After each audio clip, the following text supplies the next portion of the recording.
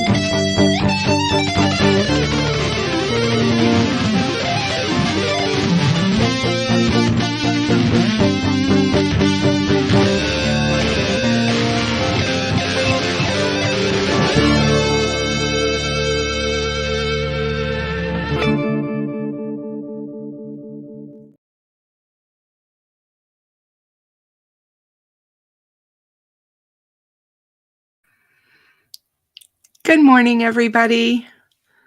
How are you guys doing?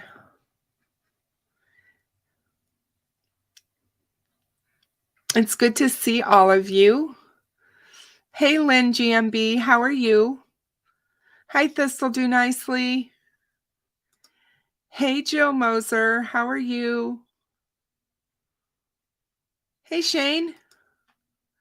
How are you? It's good to see you. Hi, Julianne. Hi, good to see you. Hey, Maria, how are you, my dear? So good to see you.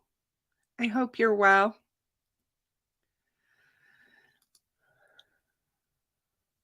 Hey, Janet. Welcome.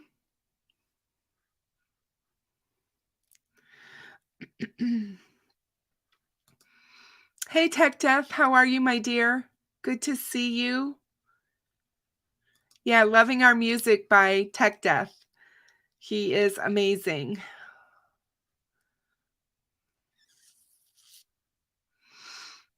Absolutely.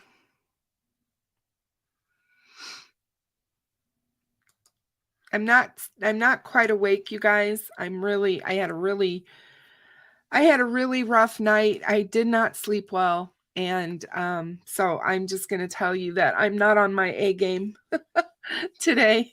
I'm certainly not. I just kind of feel, but I'm here. And so today is Crime Time Tuesday. And on Tuesdays, we just talk about all true crime. We can talk about any type of case that's out there, cases that we're following, new cases. And so I have some stuff to talk about today. Hey, Boston, how are you? So good to see you. Thank you for being here. Um, so one of the things that I wanted to talk about right off the bat is what's going on in Delphi. So I don't know if you guys have heard or not, but there has been some suppression motions that were made yesterday in Delphi. And these are motions to suppress, and I'm assuming that that will be motions to suppress evidence.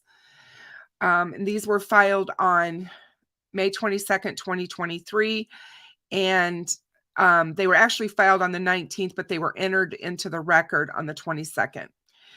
There is a motion to convert the bail hearing into a suppression hearing. So they have, they've got some issues. There's a lot of speculation going on as to what this all means. And so I don't want people to jump the gun on this. I want us to be very careful about just running amok here and thinking that, you know, all of the things that could be going on. We just need to be careful about our discussion of this because we don't want to hurt the case, and we certainly don't want to put out misinformation that becomes this long line of fact that runs around all over social media, as we all well know that it can happen. We do not know what the suppression motions are about. We don't know specifics. We don't know if this is PCA related or if it's discovery related. We don't know.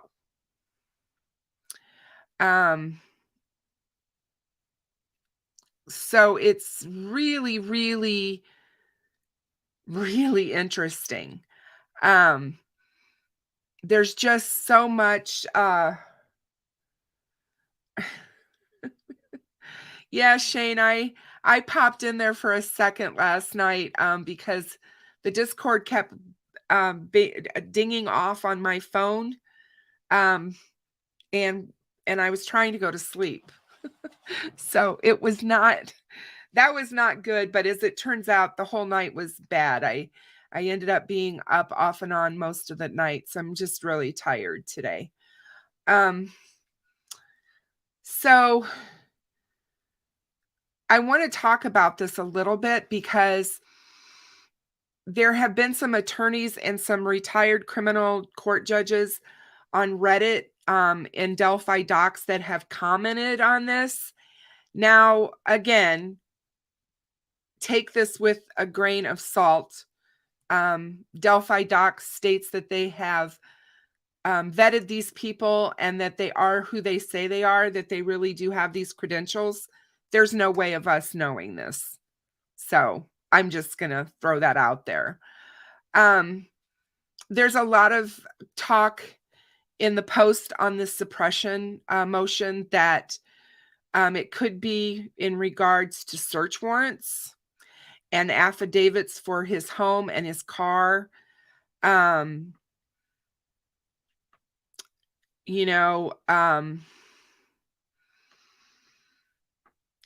Supposedly there's for triple digit motions to suppress. They're not at all common. Supposedly, but I was speaking this morning to my friend, my best friend's husband, who is a judge, about this, and that's not true. He said that there are motions to suppress all the time. So that's not something that we should rely upon. There is a motion supposedly out there for reconsideration and due process for Richard Allen. I think we knew that already. So there's going to be a lot happening soon with these motions, I'm sure. Frances Gull's going to have a full plate on her hands with this stuff. And when I was speaking to my judge friend, he said that judges really do like arguments about motions to suppress, because a lot of times the defense thinks that they have a really good reason, and he said a lot of times it's just not valid.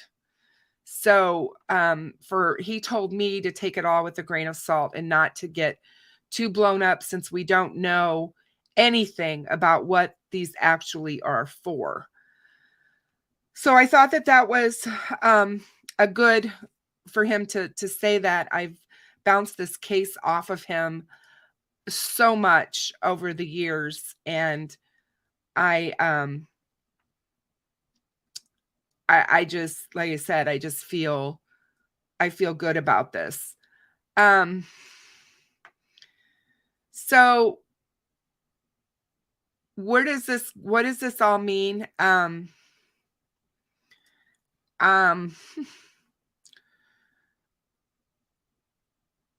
where do we go from here? I think we're just going to have to wait and see. I still say that there is room always for error in this arena that we are in. No one is perfect. Carroll County scares me at times, because I just don't know how well versed they are in any of this. I don't feel like we have a really experienced law enforcement team regarding these types of cases, nor do I feel we have a really experienced prosecutor. And even with the most seasoned and experienced people, they can still get things wrong. And we know how important this case is.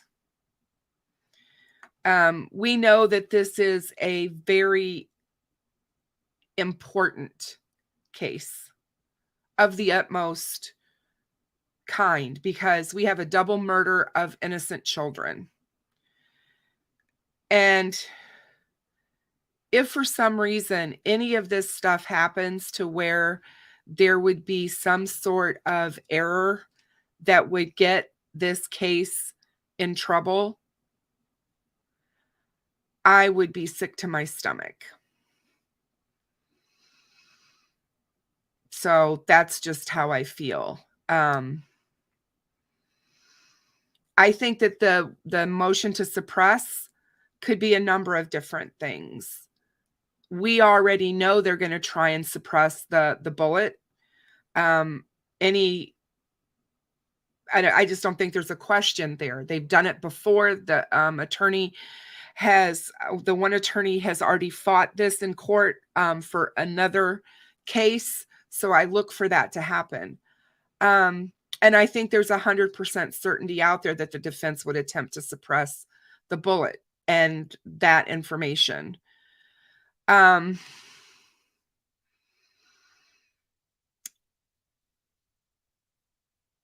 think the defense is compiling their own research and probably have been looking at the tool mark analysis, and possibly have their own experts to speak on this.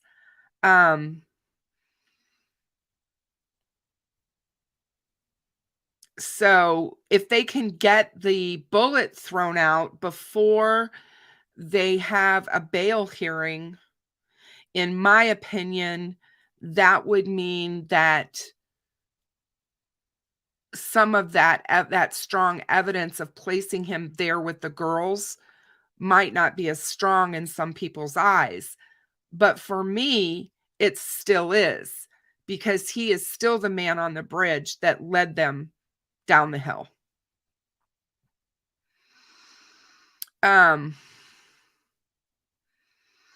So I mean, there's going to be a lot of arguments here in this case. The defense is surely going to argue about the eyewitnesses and the number of different vehicles that were seen that day, and the fact that they don't have more than one eyewitness with the same description of a vehicle at the old CPS building. We don't know all the evidence, and we don't know the significance of what evidence that they do have. We know that Nick McClellan told us at the time of the arrest that they have a lot of evidence on Richard Allen. So we don't know what came back on anything that they've seized, any of those lab results. We don't know any of that. We don't know if they found additional evidence since then.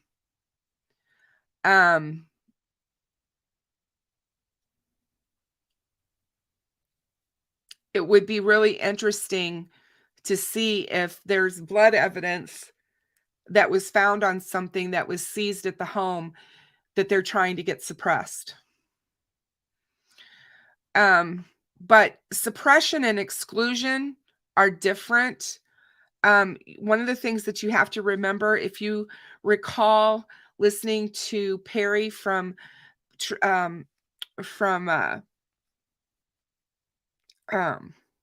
Faxx tell us, it's been a long time ago, but he did a video on and talked about the fruit of the poisonous tree doctrine and how that applies. So we need to be careful about that because if a search warrant is found to be defective, then the fruit of the poisonous tree doctrine would apply. So those things are happening out there. We have a Keegan Klein interview that came out with the Murder Sheet podcast, and again, they're all over the place trying to get information, as it seems. Most people are not paying attention to them, honestly, from everything that I can gather. What I've been looking at, people are just really not listening. Now, I did listen to this episode last night because I wanted to be able to talk about it with you guys today. And I do understand that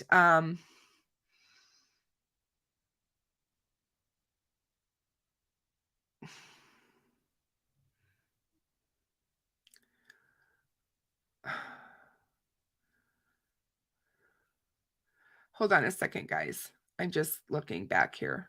I apologize. I'm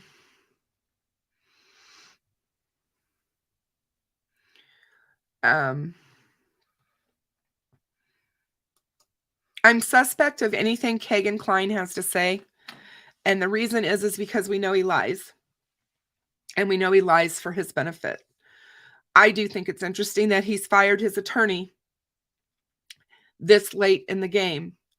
I think it's interesting the reason that he stated that he fired his attorney. But some of the biggest takeaways for me is none of anything that he told the Murder Sheet was under oath. Okay? Nothing. And we have to remember that. This guy's just out there talking and talking. And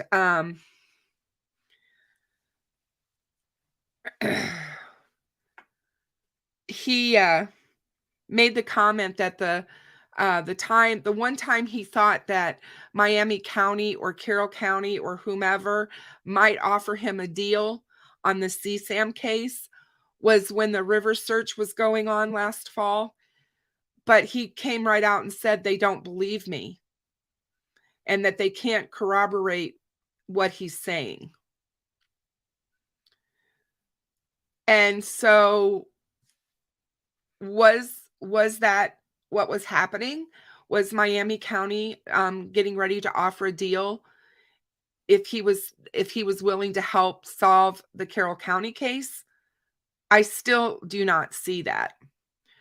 I guess it happens sometimes when you've got crimes that might be connected or spread out geographically. But don't forget that Carroll County probably got lots of questions to answer as to why they didn't forward the CSAM information for 3 years, leaving Keegan out on the streets. That is still a question in a lot of people's minds as to why that happened. They're going to have to answer for that at some point. And Indiana State Police are the ones who handle inter-county crimes that are committed between counties. We know that law enforcement agencies are notorious for not working together and for them not liking other counties, so to speak, nosing into their business. They want to handle it themselves. The prosecutors and the sheriffs in both of these counties are elected officials. So, how much cooperation are they going to have? Are they going to be upset? Is Miami County going to be upset because Carroll County made them look bad? But we all know that Keegan Klein has been sitting in jail since August of 2019. That's a long time, you guys, for him to sit and think in a solitary cell. He himself said that he does not have interaction with anybody except for maybe the guards for just a few minutes every day. And maybe he figured out, you know what? If I start talking and tell them stuff about Delphi, maybe it can help me. That's a possibility. The details matter. And the details in this case are so foggy and so not streamlined in any fashion. We need to find that out. So what I mean by that was Keegan stated a month or so ago that he was not receiving his discovery. And it came out in court this week, yesterday, that he did not receive discovery until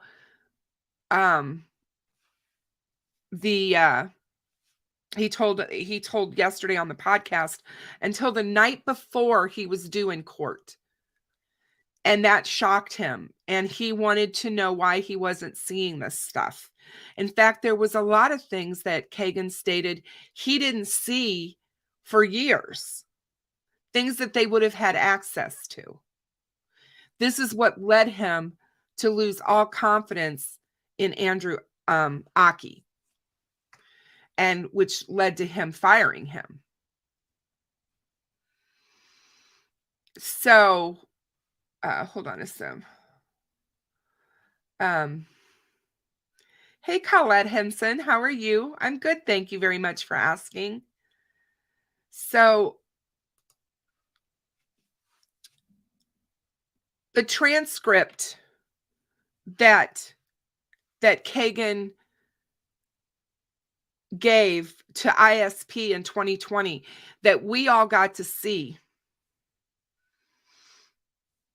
Did Keegan not get to see that until last week? That transcript seems to have upset him.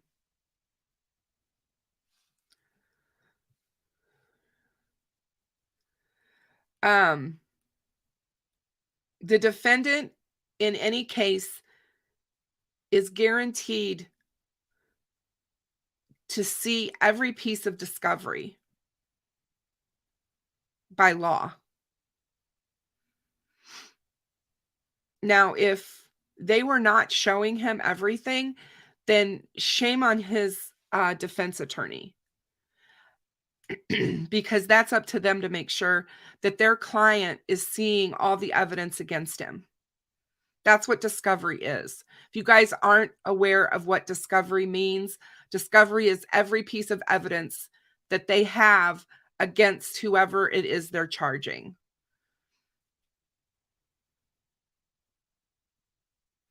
The district attorney in Keegan's case gave the arrest interview transcript to the defense.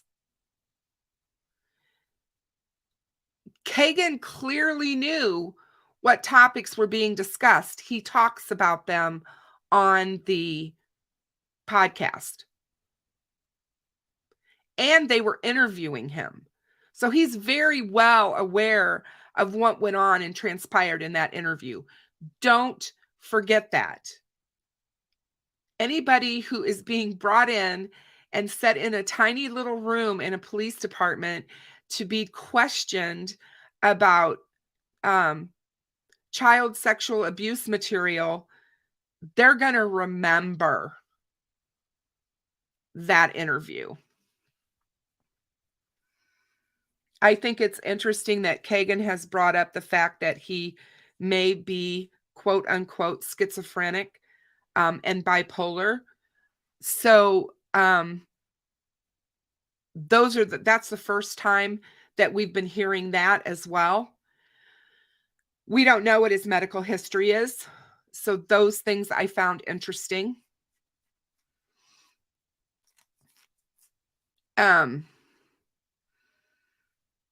Keegan knew that law enforcement wanted him to answer the questions about who else was accessing your devices, Keegan. If it wasn't you, who else was it? Did your father have access to your passwords and your devices? And he knew that they were asking him and questioning him about Delphi. And he knew all of this before he ever even had a lawyer.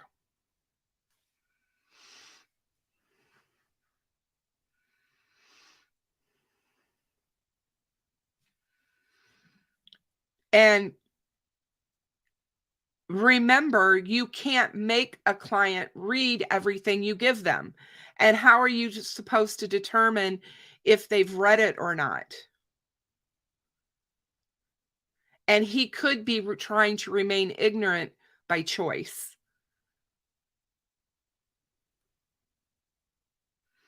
Any reputable attorney is going to make sure that their client has the discovery that is all about their charges.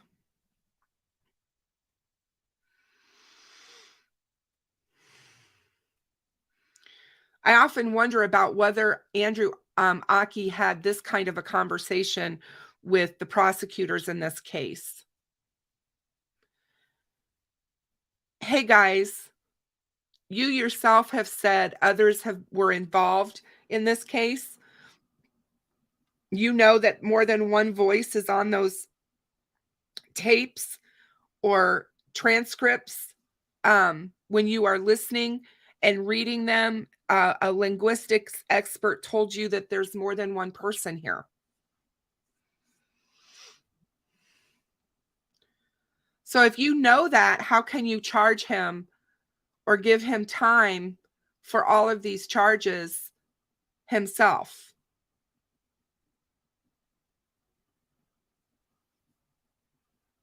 When you think that there might be somebody else that's committed these crimes. The judge asked the lawyer inside the courtroom whether he was certain if Keegan had reviewed the transcript, and he couldn't absolutely say yes. That makes the lawyer look bad, because he was being asked to put his client in a bad light, and that no attorney ever wants to be put into that situation. Um,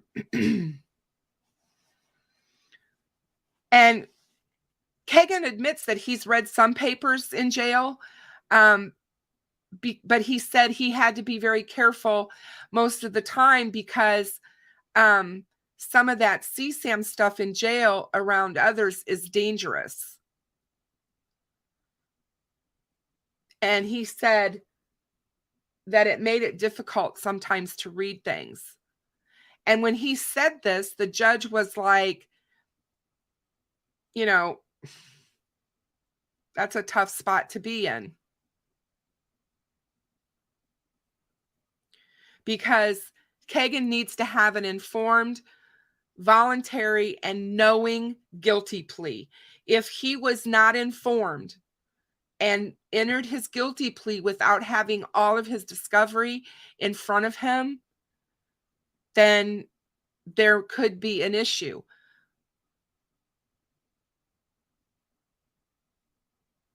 But how much can a court ask a defendant about this issue before it crosses the line against compelled testimony?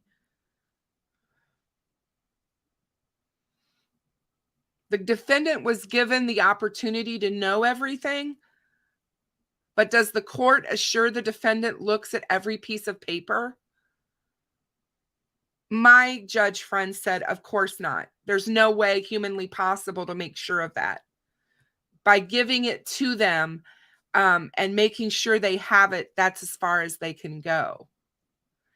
And, you know, the judge can look at him and say, look, Keegan, you had the chance. You were given this information. You remember these interviews with law enforcement, and you had the chance. And so therefore, I'm ruling that I find your plea was knowing. And this is your sentence. And then Keegan would appeal.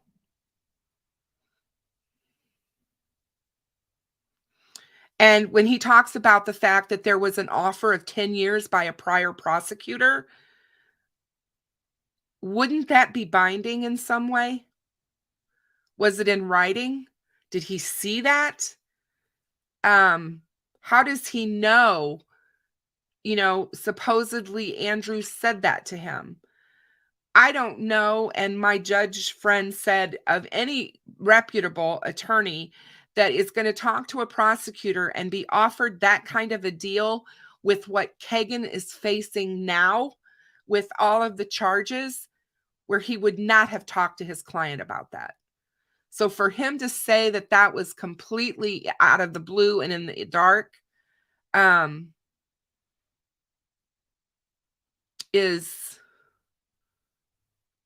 really crazy. Really crazy, in my opinion. So, yeah, okay, they did. They covered all of this in the interrogation. And what's baffling to me, and has been in this case with the Kleins, is why Tony has never been charged. There has got to be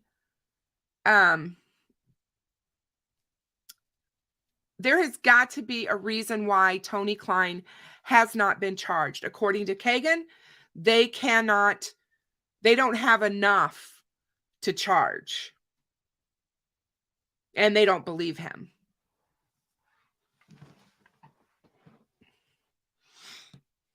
And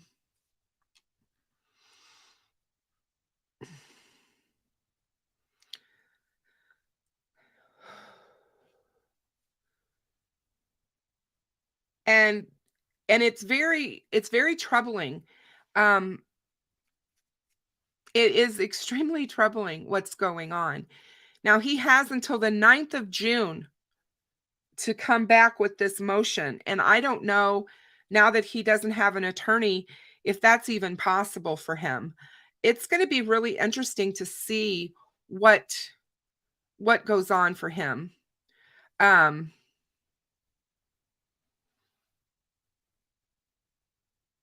Yeah, Shane, I don't buy it either. I don't buy it either. Sorry. I just don't. I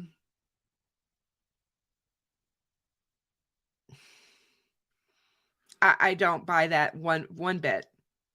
And, you know, Keegan can sit and say one thing, and then you hear, because that was said by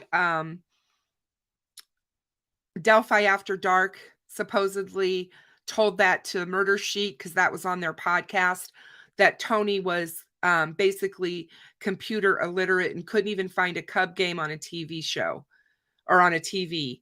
Finding a Cub game is completely different than looking at pictures on a cell phone. Or going to a porn site on a phone. So,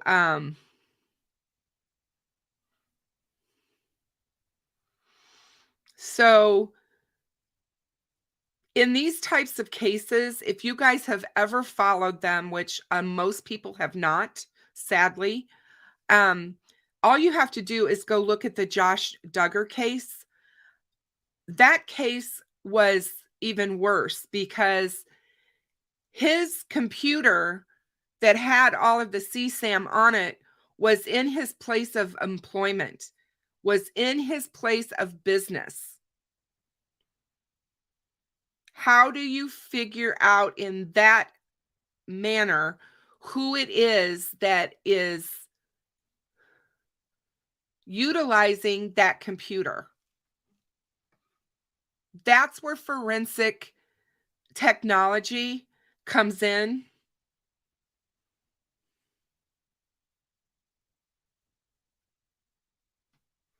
Oh, I don't believe he knows him. I don't believe he knows Rick Allen. I don't believe the cases are connected in that way. I'd be surprised. I won't be surprised if I'm wrong, but right now I don't believe that he does know him. And he's right. I mean, when Richard Allen was actually living and working in Peru, Keegan Klein would have been 9 years old. So yeah, I just don't buy it. So,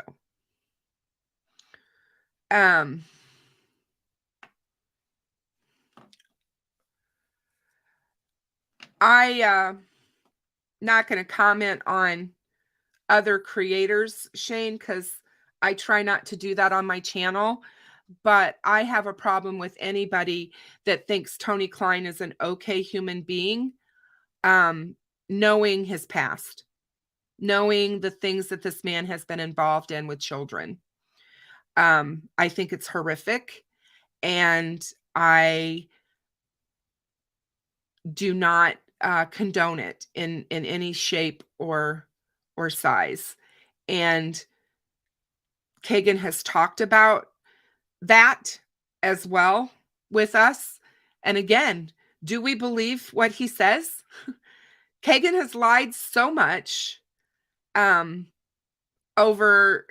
since he's been introduced to us that it is hard for us. It is hard for me to get behind him telling the truth about anything. He's just lied too much. It's like the boy who cries wolf.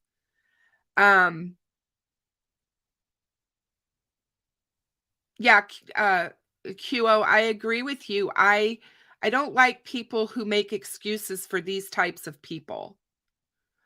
His dad was arrested for stalking a young girl. And he, you know,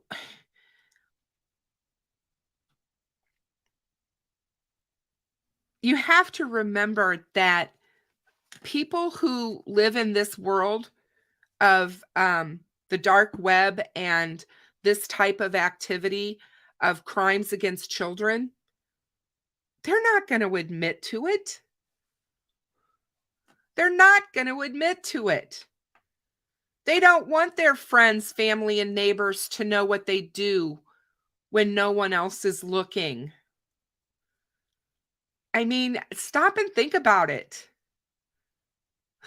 You know? And I've often said, Maria and I have talked about this at length, way back when Tony and Keegan were the quote unquote POIs on social media. about whether or not, who did Keegan learn this stuff from? There's all kinds of possibilities here that we just don't know. I have a difference of opinion about child abusers and people who victimize children getting any second chance. Sorry. I just can't. I just cannot condone that kind of behavior. I don't believe those type of people are rehabilitatable. And I just don't. So no, I don't believe that everyone deserves a second chance. He can take that up with his God, but other than that, no, not in this world. We don't give our children, we don't let our children become victims because we give somebody a second chance. We just don't.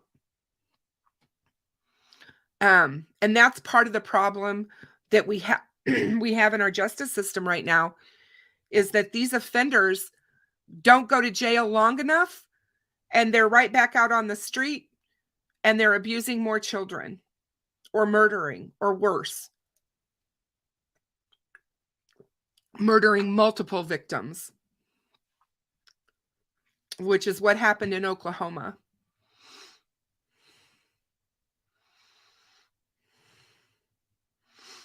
It is CSAM, child sexual abuse material. And this country needs to change the lingo. In Europe, it's not considered porn. Porn is a choice. This is not a choice. These children have no choice to what they are being forced to do. And these men who and women who find themselves in this situation where that's what they're doing and they're abusing and exploiting children, I'm sorry, to me that is like the worst of the worst. So I have a completely different feeling when it comes to these types of crimes. I'm tired of reading about it. I do all the research for my channel and with these cases. And when you keep seeing it day in after day out, every single day, there are more children that's lives are being ruined. And I mean ruined. Their childhood is stolen from them. No child should ever go through that. Ever. And it's the only way that we can fix this is to get them off the street and to keep them off the street. We are more worried about sticking somebody in jail for smoking pot than for men who are out there preying on our children.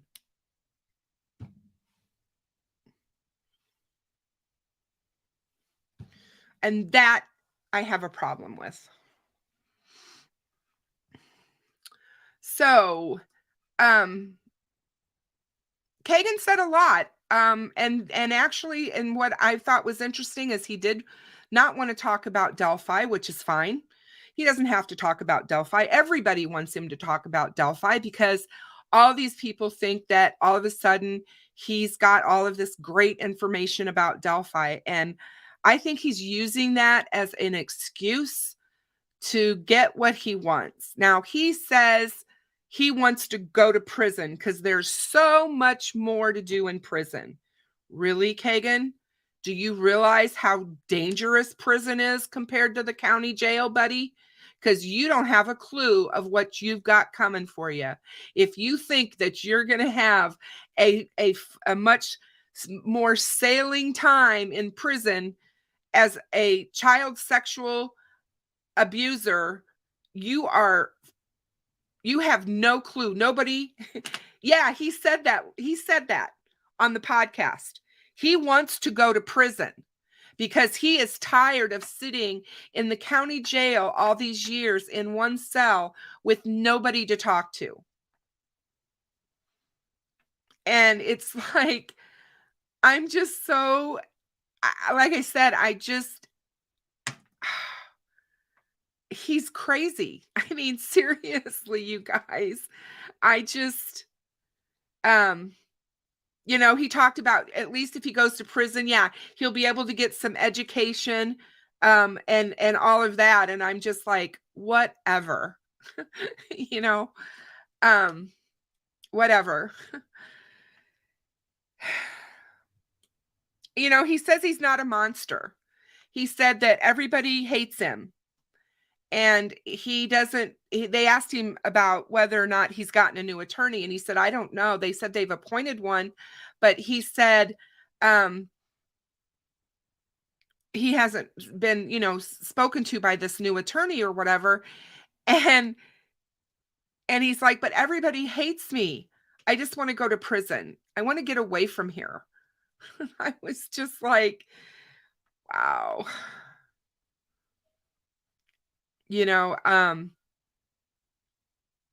A lot of bad things happen in prison.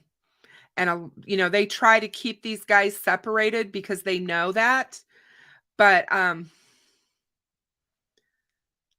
he's, he says that a lot of what he saw on the transcripts made him ill, made him sick, that it wasn't him. And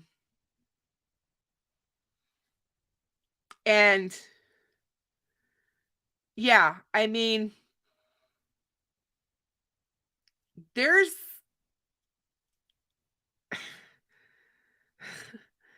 so much here to unpack with him, but yeah, I mean, how do you go about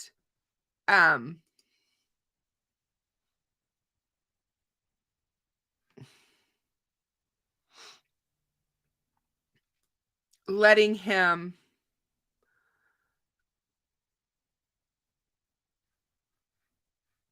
know what's really going to be happening to him, I guess. He's got a rude awakening coming. Now, there has been this morning an order of appearance filed, so they have gotten him a new attorney. So, let's see what happens if this attorney can get on board quick enough with all the discovery to help him through the motion that Judge Spar expects him to have ready by the 9th of June.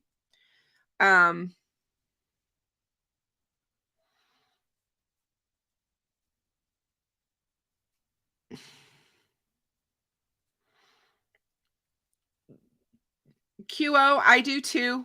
I actually avoid them like the plague. And this is why, because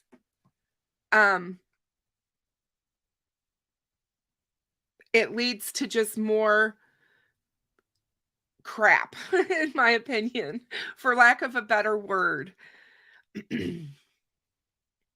We can't rely on what Keegan Klein says as truth.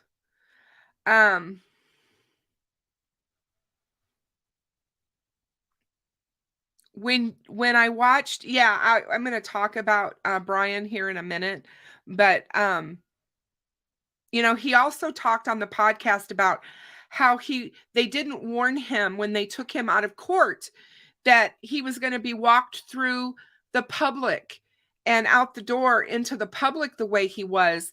And people were yelling at him and hollering questions and nasty things at him. And that upset him terribly, is what he said on the podcast. Which I thought that was interesting, because we know we know who that was yelling the questions. We know that was Julie Melvin and Greeno that were yelling at him about Richard Allen. And I'm just like,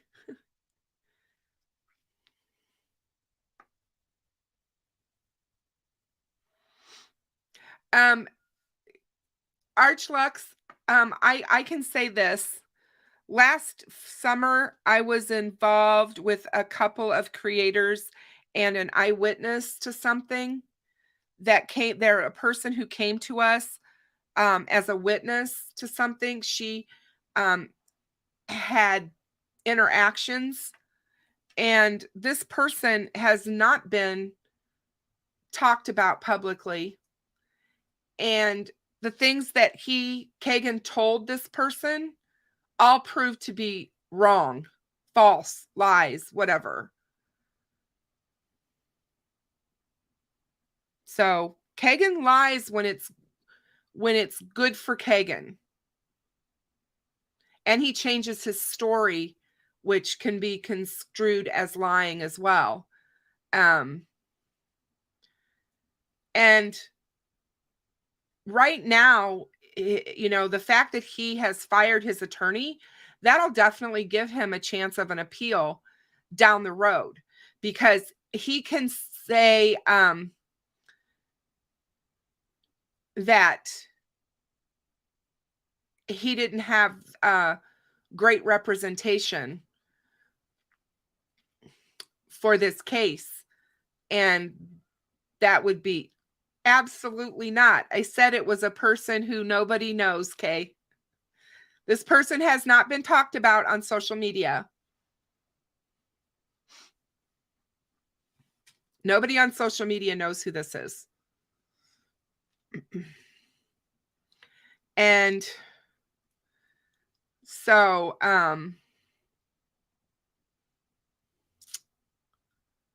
yeah, Maria, I thought that was funny. He finally did the perp walk. Welcome to reality, Keegan. Yeah, no kidding. I mean, it was just, and I agree wholeheartedly when somebody asked about how do we know he's a liar?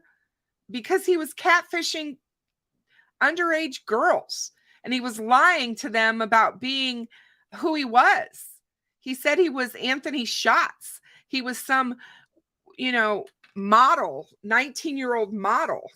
His whole life was a lie, online anyway. So,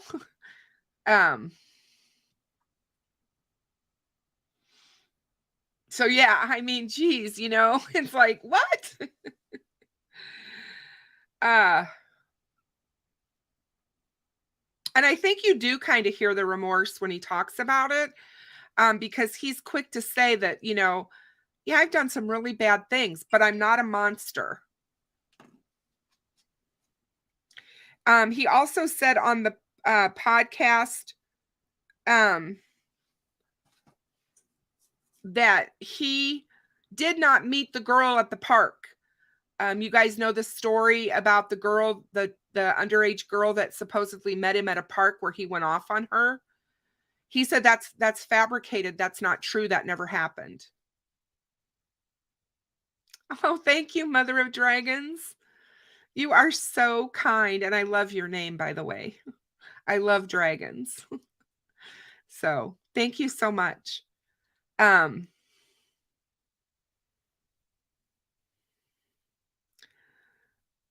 just don't know what to think about him, honestly. Do I think that it's possible that he lived in an abusive environment with Tony? Absolutely. Do I think that Tony treated him with a iron fist? Absolutely. Do I also think that Keegan was left to run amok? Yeah, pretty much. And there's just so many weird things. When you go back to the transcript, and when they talk about the trip to Vegas, and the father taking the son to a brothel. I mean, I'm sorry. I'm not trying to be this holier than thou person, because I'm not. But what father does that? What father takes their son to a brothel together? That bothers me. I mean, there's just all kinds of things like, just doesn't make sense. Just doesn't. And there's a lot of things that go on in families that we just don't know. We just don't know. And I think when we do hear stuff like this, it's so shocking sometimes that it just makes it unbelievable to believe. It just makes it so hard to believe. Just like when I heard what Tony did to the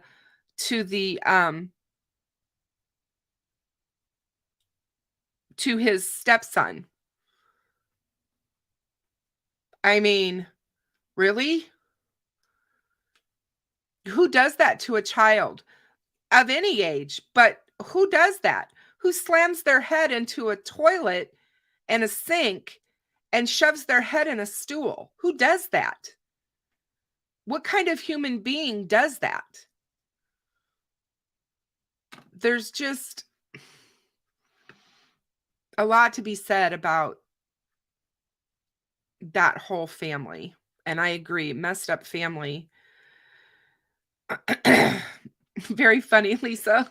Poor prostitutes raced for the back door when they saw those two. Hey, Polygraph, how are you? Good to see you. Hi, Stephanie. Good to see you as well. So Brian Kohberger was in court, as we all know. And he wasn't in court very long, although they did have 2 hearings. And I did watch the second hearing yesterday, where they were talking about some motions. But Brian stood silent. He chose to stand. They call it standing silent. And I'd never really heard of it before. I didn't know what the heck was going on. And so yeah, he stood silent. So the judge had to, when a defendant chooses to do that, the judge takes it upon themselves to put the plea of not guilty on the record. So interesting.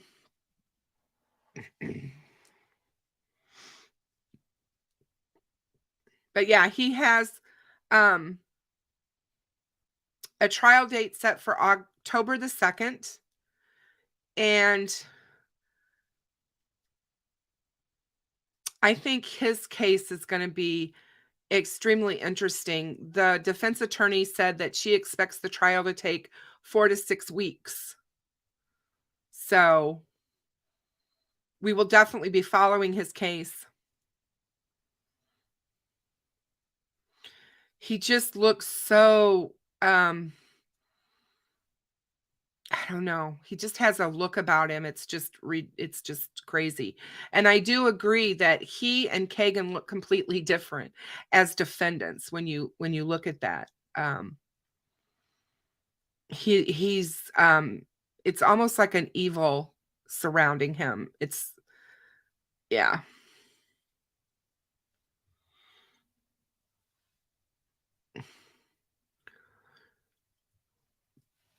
I don't know anything about Tony Klein except for what I've been able to glean from court records.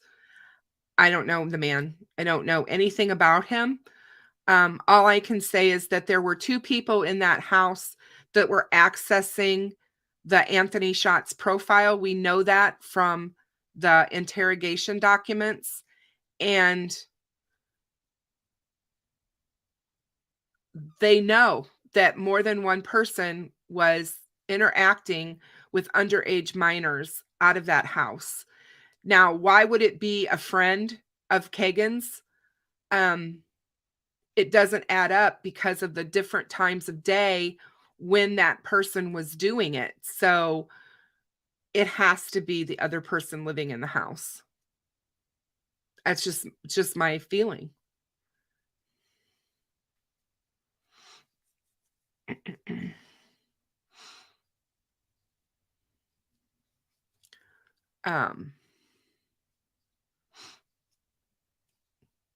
So yeah. So, what I found interesting in Brian Kohberger's arraignment on Monday was that the judge really had trouble saying the victims' names, almost to the point where I thought he was choking up. And he even said, "This is really hard." And I think he was having a really rough time. I, you know, I can just imagine.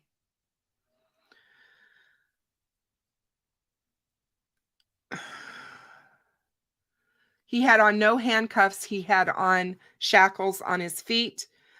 He did smile briefly at his defense attorney, Ann Taylor, and he sat quietly in court. And he just nodded. And when his rights were read aloud, he nodded. And Ann Taylor is a public defender, and she does have an expertise in handling capital murder cases. They have 60 days now from the time that he has entered his plea. They have 60 days, the prosecution, to file if they are going to seek the death penalty in this case.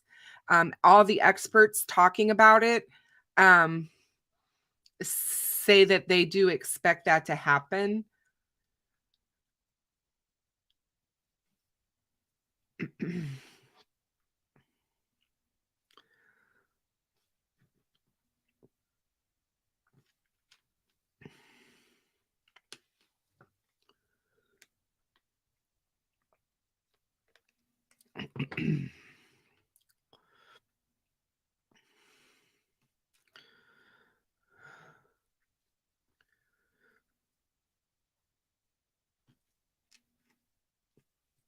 So, an Idaho lawyer, Dwena Elcox, who previously represented Lori Vallow, noted that because Brian did not enter a guilty plea himself, his decision to stand silent could mean that it's a tactic to continue negotiations with the prosecution. The fathers of the victims, Kaylee Gonsalves and Madison Mogan, Steve Gonsalves and Ben Mogan, shook hands after the hearing on Monday at the courthouse. And Kaylee's sister, Olivia, was there with her newborn baby. And she said it was important that the family be together and be present for her at the hearing. So that's basically what's going on there. I'm really kind of surprised that it's going to trial so quickly after the murders, because it's going to be less than a year after. But yeah, very interesting.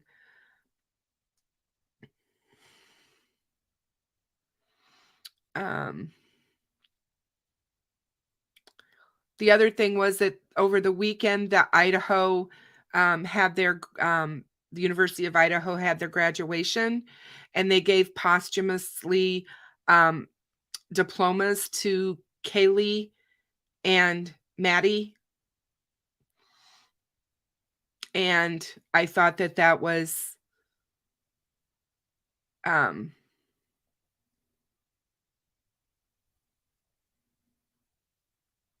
very emotional. He is scary, Stephanie. He is a scary person to me. Just that look on, even from the side, his profile from the side. They came out and said that Brian's family started suspecting him as soon as they knew what had happened in Idaho, and they knew that they were looking for a white Elantra, and the fact that Brian came home and started wearing these gloves everywhere, that was very suspecting of them. that he was wearing the gloves and behaving crazy. He just was not himself. And so I think that that's interesting.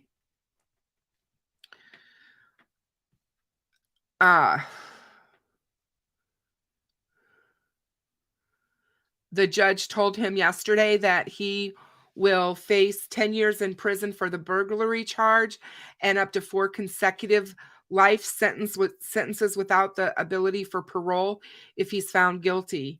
But he could also face the death penalty. When he asked Brian if he understood those, would be what he would be looking at as far as punishment, and he said yes. So this morning, you guys, they started looking for Maddie McCann, Madeline McCann, over in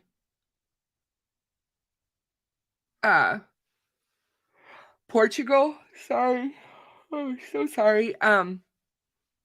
I don't know if you guys had heard that or not, but they started searching this morning in Portugal. It was based on a recent tip that they got from German authorities.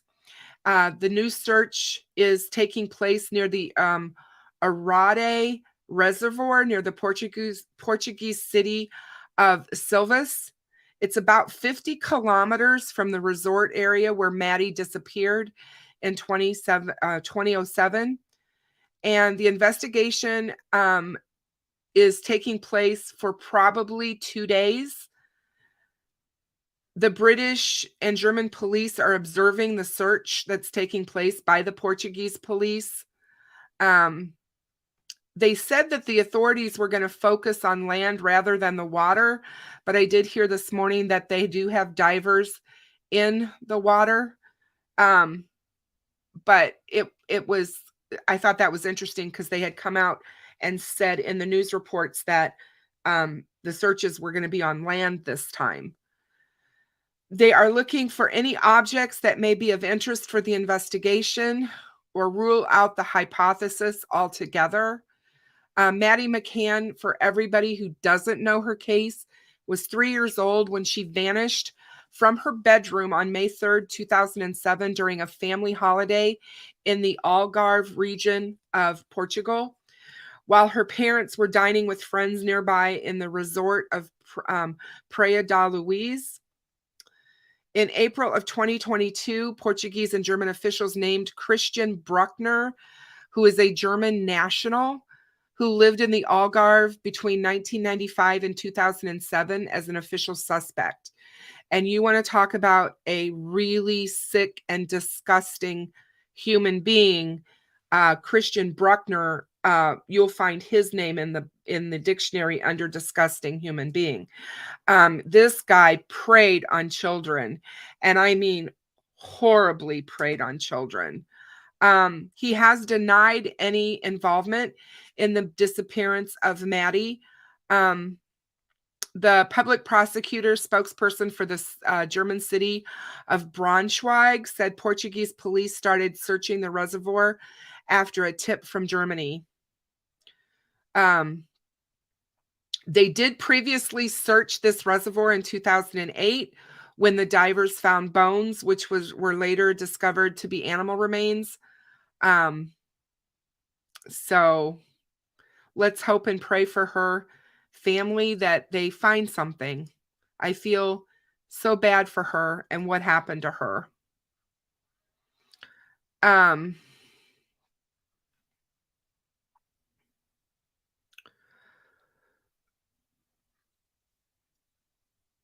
So 2 new attorneys have been appointed to represent Keegan in the child pornography case.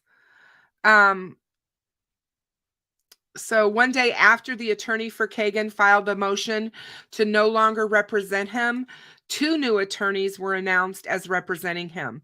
One will be William Berkshire from a firm in Peru, Indiana, and the other is Eric Hunerjager from the Miami County Public Defender Office. The shift comes after Klein signaled that he wanted to withdraw his guilty plea, because he did say that too. I forgot to tell you guys. Klein's former attorney filed his motion to withdraw on Friday, May 19th. And that was after Judge Tim Spar granted the continuance in Klein's sentencing for his case. In requesting the continuance, Klein's defense team claimed he needed time to review evidence Klein said that he has not yet seen. The defense then said Klein may want to withdraw his guilty plea based on that evidence. The prosecution described the claims as a stall tactic and said that Klein was already aware of this evidence. And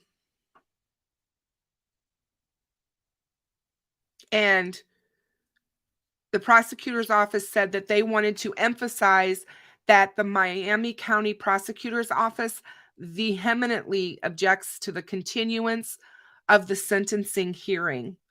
However, we respect the decision made by the court and acknowledge its authority in matters of legal proceedings. They have until May 26th to file any new motions, including the potential withdrawal of his guilty plea. So that's not very far away, guys. That's 3 days from now. His new sentencing date was set for July 27th. And he pleaded guilty back on March 30th. And it's been more than 3 years since the charges were filed against him. He will have been in jail for 4 years come August. In his change of plea, Klein previously had told the judge that he thought he was bipolar and schizophrenic, but he was able to make the clear decision to plead guilty. So after he pled guilty, Keegan gave sworn testimony about the offenses that he committed. And he admitted receiving the photos of girls under the age of 18, and along with other graphic photos and nude photos of these minors. And he also admitted of having pornographic images of girls under the age of 12. He had also admitted that he used the social media profiles Anthony_Shots and Emily Ann to contact his victims. And that he obstructed justice when he was deleting social media apps from his devices. When he finally does get released from prison, Keegan Klein will have to register as a violent sexual offender.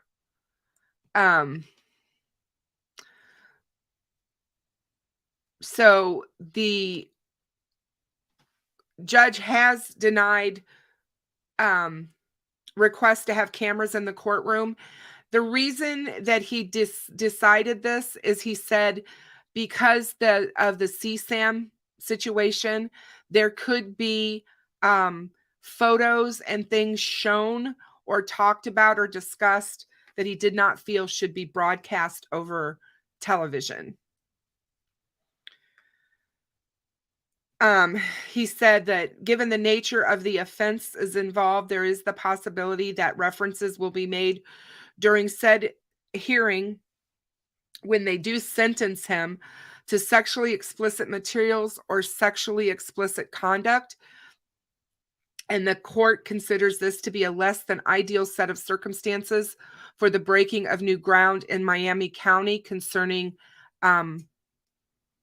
recording and broadcasting of court proceedings by members of the news media. And that was how his ruling was written. And I kind of have to agree with him on that.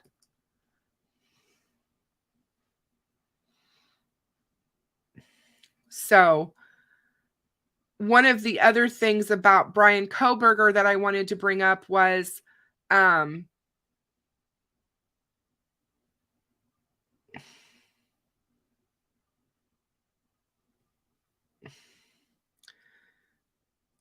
the defense is probably scrambling because when Brian's case, because they still do not know if the prosecution is going to seek the death penalty.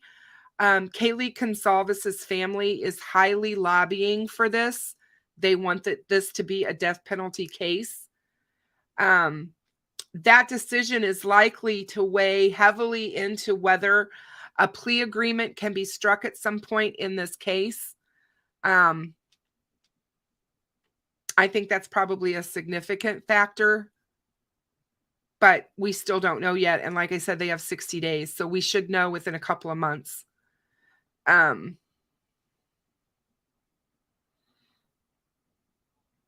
that could decide whether or not there's an actual trial or not. The defense said they're still awaiting more discovery as well in Brian's case. And so on Monday, they scheduled a hearing in late June. I think it's for the 25th or the 27th of June over the defense's motion that's to compel discovery evidence that it says the state so far has withheld or not yet delivered.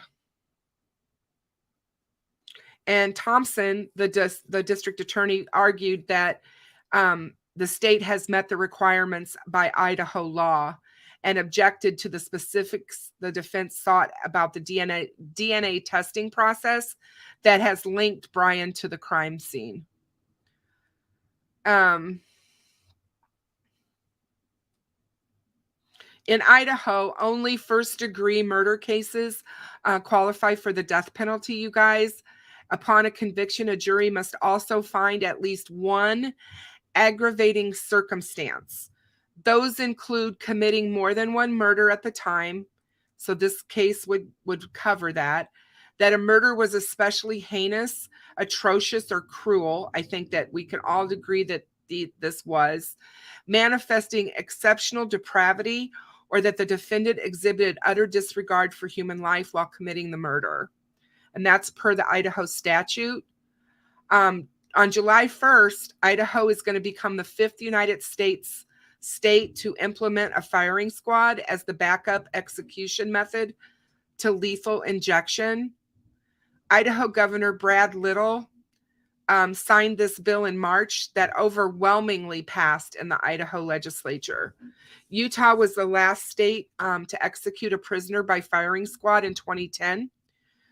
And Idaho joins South Carolina as the most recent state to pass such a law in response to challenges brought forth about capital punishment states having faced in inquiring the lethal injection drugs to carry out executions of each state's death row inmates.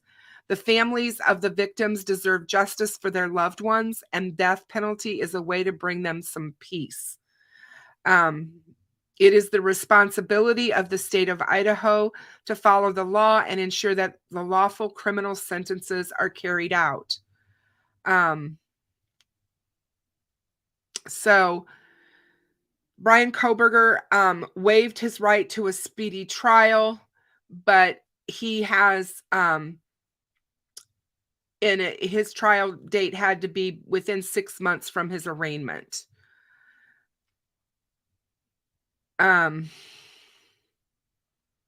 She believes Elcox, who was the attorney that was being talked to by the Idaho Sentinel, said that given the high profileness of Brian's case, and there will probably be a slew of forthcoming pretrial motions, and the issue with discovery held over until later next month, and all the possible hangups, she would be really surprised if his trial goes off in October.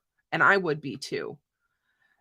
She said that this is a really hard timeline to deal with under any circumstances, and let alone a case this complex. She thinks that the chance that this case gets tried or begins trial on the date is slim to none.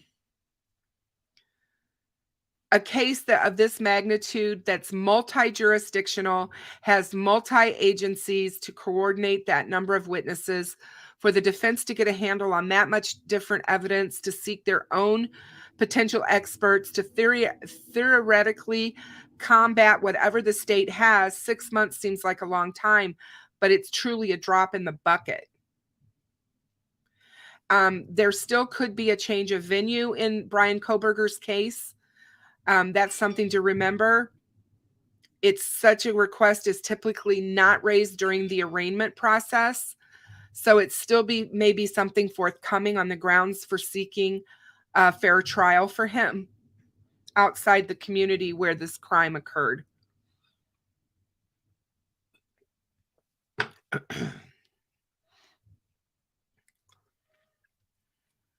And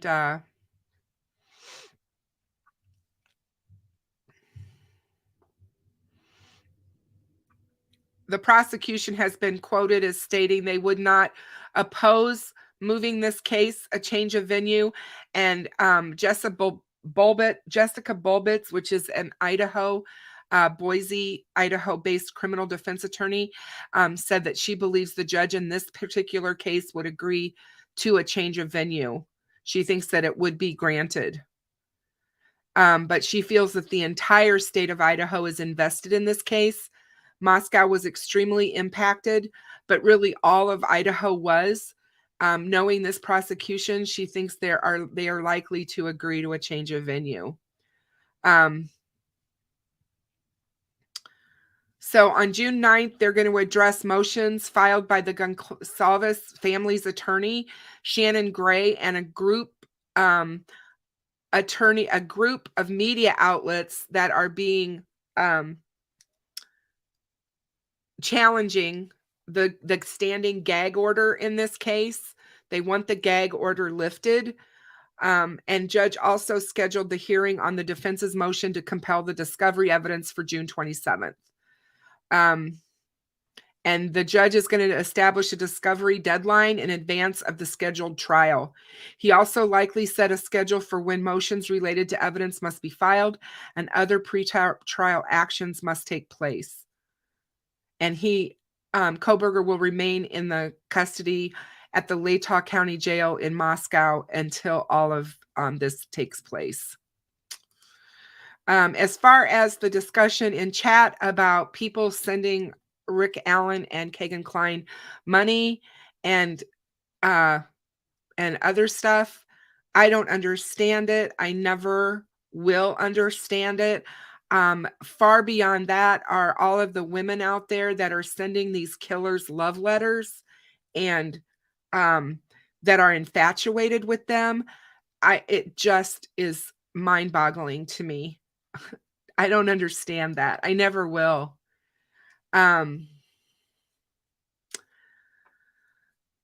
So I don't know if you guys heard this story or not. I heard it yesterday, and it probably is one of the reasons why I had trouble falling asleep last night.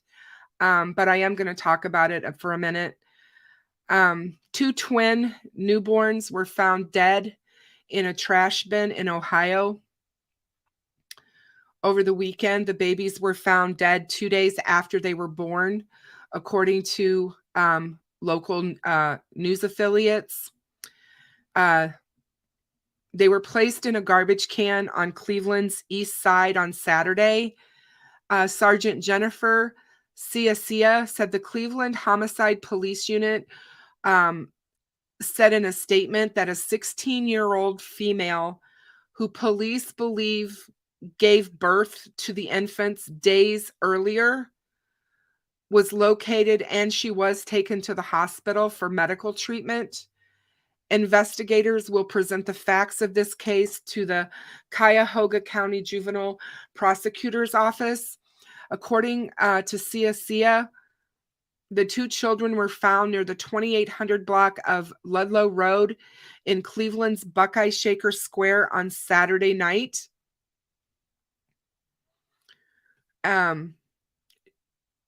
I've heard that the discovery was made by a landscaper that came over to do the grass. An unidentified neighbor adding he heard the landscaper found the children while dumping grass clippings into the trash bin. WKYC reported that the children were born on Thursday, and neighbors told the outlet that they heard the babies crying late at night, but did not think anything of it other than they thought that the infants were waiting to be fed. And now that I know why the police are here, one neighbor says it hurts. Under Ohio law, if parents feel they can't properly take care of a newborn child, they can place the infant at any local safe haven drop location with no penalty, as long as it is done within 30 days of the child being born. And these locations include hospitals, fire stations, police stations. And this is according to the Ohio Department of Job and Family Service. And when I heard this, it just made me sick to my stomach. There is absolutely no reason that this should ever happen to children. Earlier this week, if you guys remember, back in 2019 in Georgia, there was a baby girl that was found tied up in a plastic, she was newborn, tied up in a plastic bag, thrown out into the woods. And 2 teenage girls heard her cries and went to investigate and found her, thank God. And there was dash cam video of the officer who found her and untied her. You can see it live as he rescues her out of the bag. And they found her mother as of this week. And they did it through DNA technology. So they will be charging her. I just can't imagine what transpired here. The neighbors heard these babies crying. So these babies were alive at one point. It breaks my heart that this young girl, didn't feel that she had anyone to help her in this situation. And it's just it's like I said, it's just absolutely heartbreaking. And I think part of the reason that this affected me so much is I'm a week away from the anniversary, my son's birthday. His birthday is next week, and it just brings back so many emotions and so many feelings of the loss of your child. And I would have done anything to fight for him. He was 4 years old, and I would have done anything. And then you hear stories like this, and it just absolutely breaks your heart. So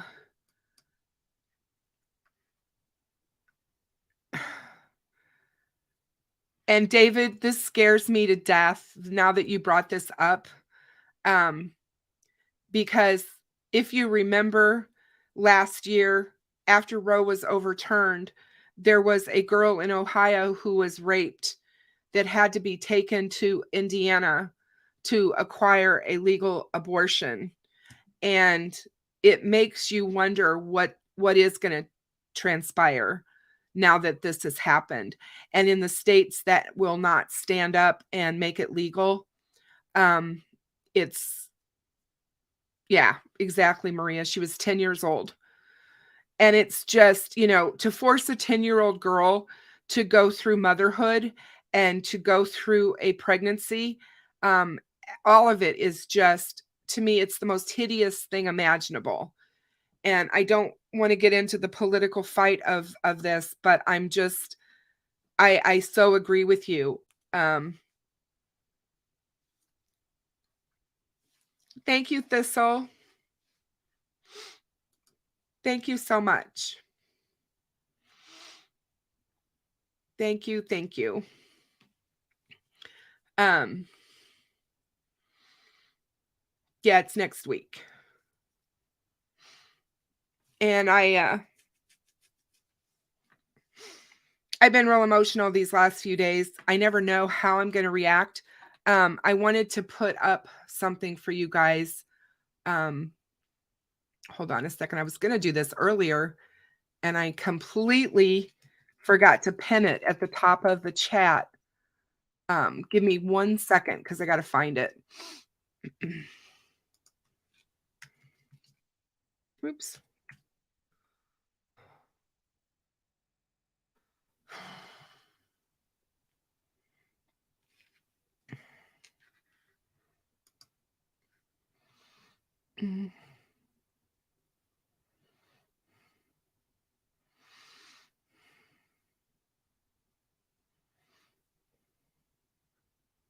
Oh, it's over here. I'll find it over here because I sent it to Maria.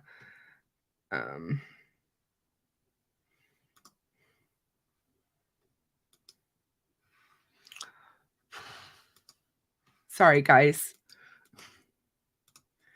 So, Kelsey appeared on a new podcast, the Survivor Squad.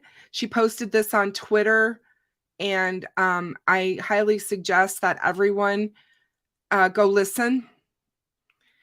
This is about being a survivor and how do you navigate. The Survivor podcast is hosted by two individuals who have both suffered losses of family members, and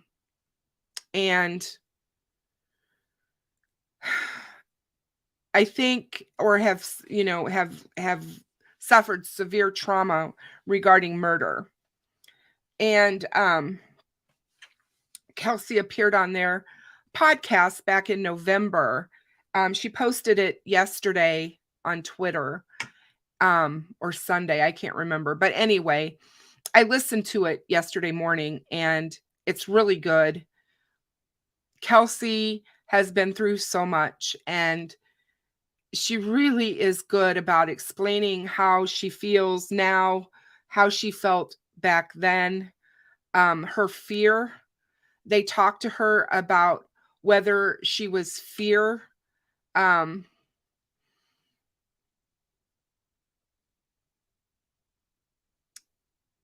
After the girls were murdered in February of 2017, she wouldn't drive. She didn't want to drive anywhere. She didn't want to go get gas in her car.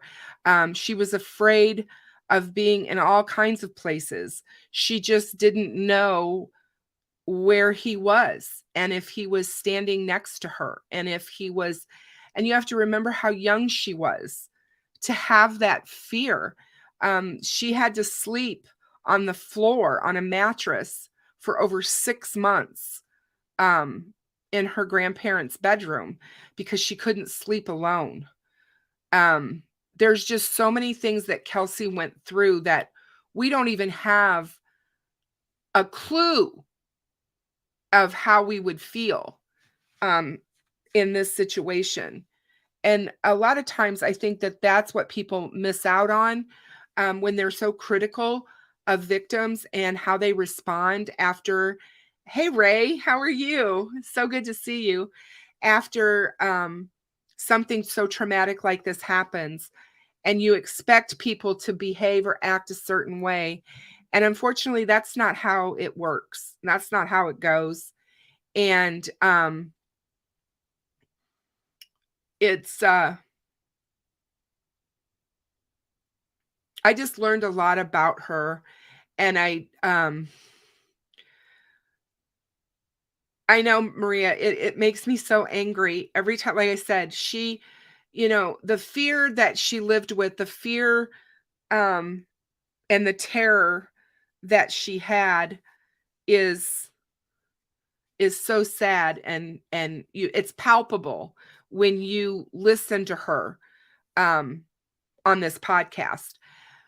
She tells a story of a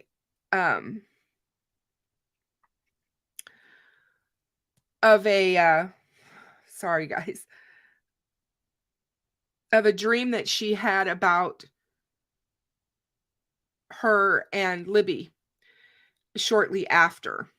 And they're sitting on a beach and they're in these chairs and they're looking at the surf, and all of a sudden this dog appears, and this dog is running in the surf and stuff, and then and having a good time or whatever.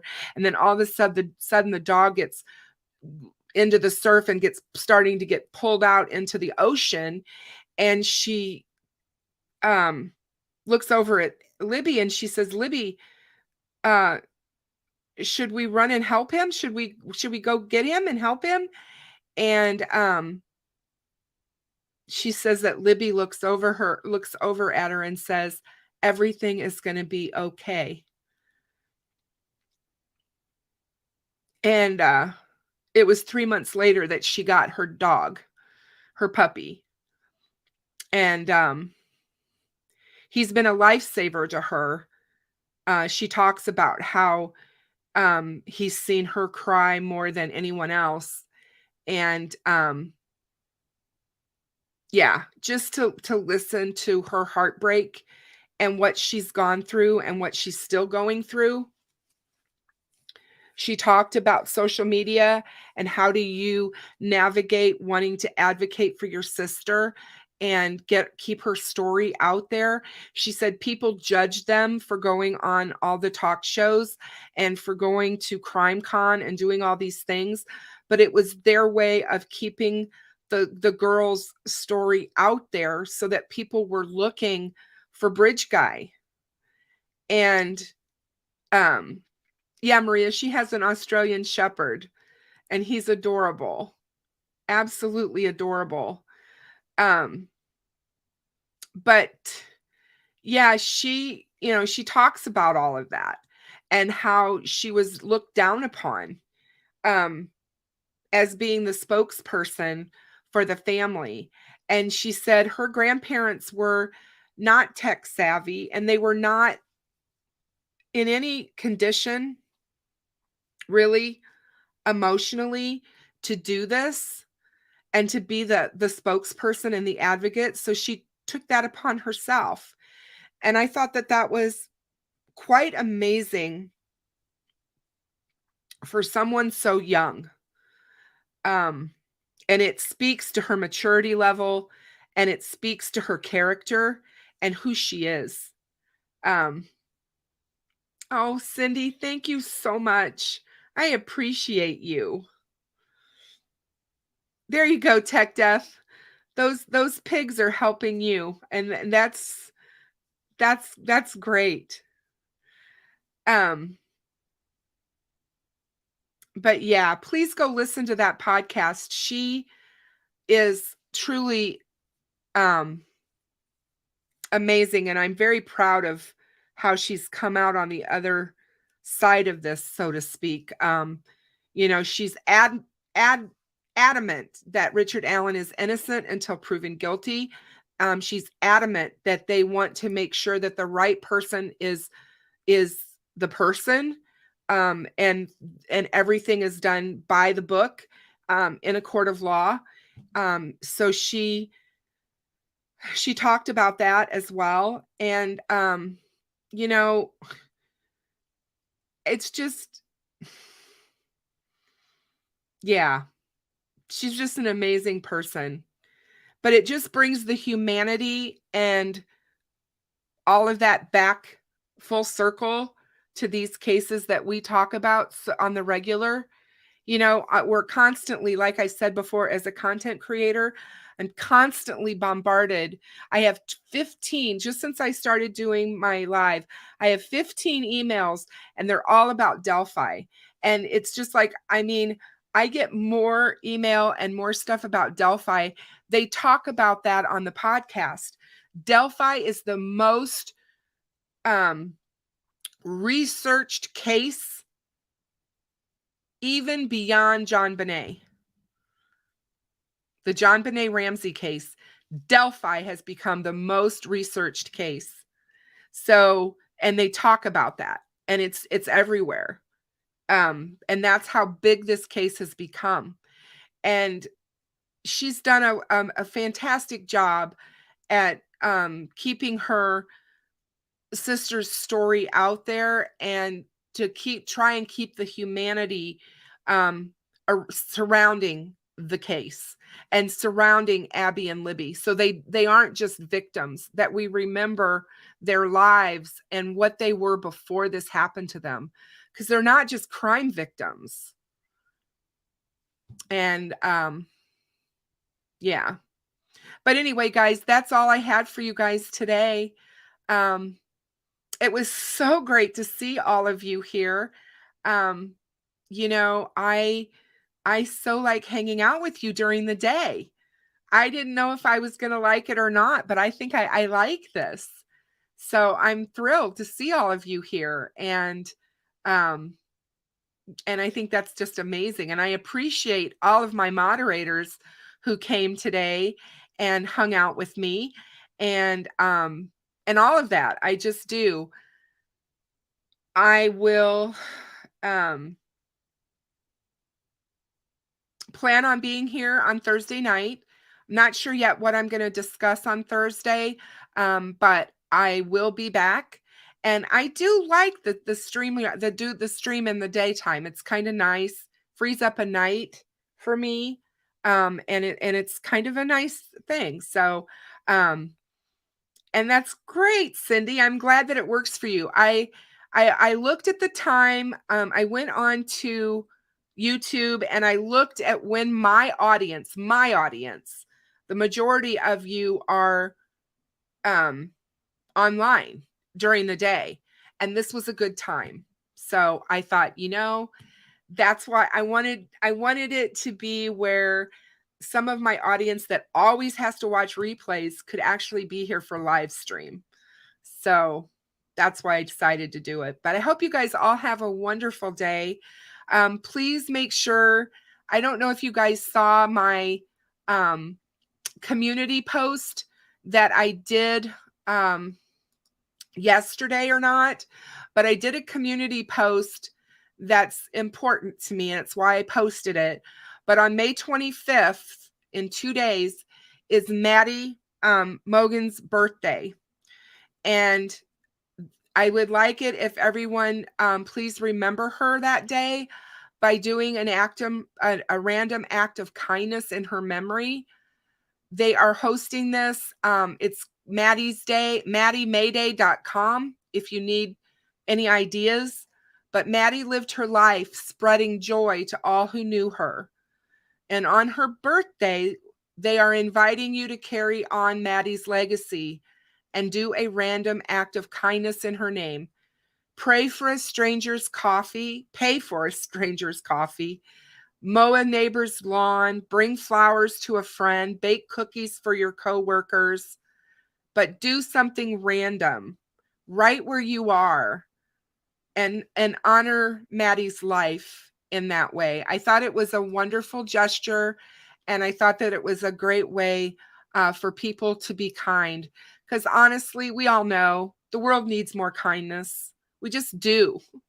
Good night, everybody, or good day, everybody. Have a good day, and I'll talk to you all later.